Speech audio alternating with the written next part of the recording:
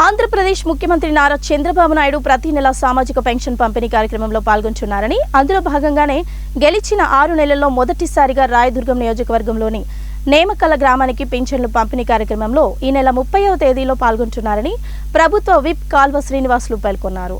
బొమ్మనహాల్ మండలంలోని నేమకల గ్రామంలో సీఎం చంద్రబాబు పర్యటన ప్రదేశాన్ని జిల్లా కలెక్టర్ వినోద్ కుమార్, ప్రభుత్వ విప్ కాల్వ శ్రీనివాసులు పరిశీలించారు.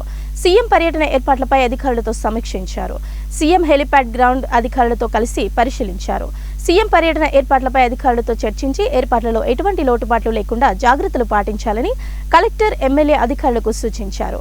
అనంతరం ప్రభుత్వ విప్ కాల్వ శ్రీనివాసులు మీడియాతో మాట్లాడుతూ ప్రతి నెల పింఛన్ పంపిణీ కార్యక్రమంలో భాగంగా ఈ నెల పింఛన్ల పంపిణీ కార్యక్రమం సీఎం చంద్రబాబు నాయుడు రాయదుర్గాన్ని ఎంపిక చేసినట్లు తెలిపారు. పింఛన్ లబ్ధిదారులకు సీఎం స్వయంగా పింఛన్ పంపిణీ చేస్తారన్నారు. పింఛన్ల పంపిణీ అనంతరం నేమకల ఆంజనేయ స్వామి గుడి ఎదురుగా గ్రామ సభ పేరుతో ప్రజావేదిక నిర్వహించడం జరుగుతుందన్నారు.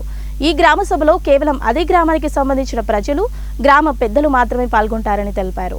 ఆ గ్రామంలో తెదేపా హయాంలో జరిగిన అభివృద్ధి, జరగబోయే అభివృద్ధిపై జీవన ప్రమాణాలు మెరుగుపరచడానికి గల నిర్ణయాలు తీసుకుని గ్రామస్తులు, గ్రామ ప్రజలతో నేరుగా చర్చించి గ్రామస్తులు చెప్పే అభివృద్ధి విషయాలపై అధికారులతో సీఎం చర్చించి ఆదేశాలు జారీ చేస్తామన్నారు.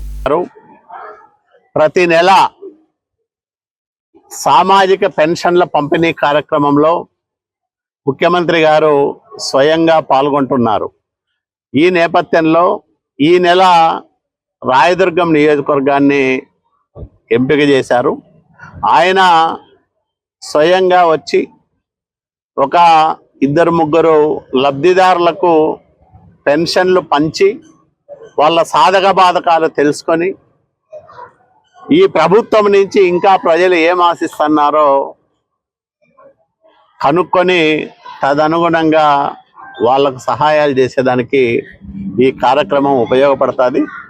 పెన్షన్లు పంచిన తర్వాత నేమకల్లో ఆంజనేయ స్వామి గుడి ముందు భాగంలో గ్రామసభ ప్రజావేదిక పేరుతో నిర్వహించడం జరుగుతుంది. గ్రామ సభలో కేవలం ఈ గ్రామానికి సంబంధించిన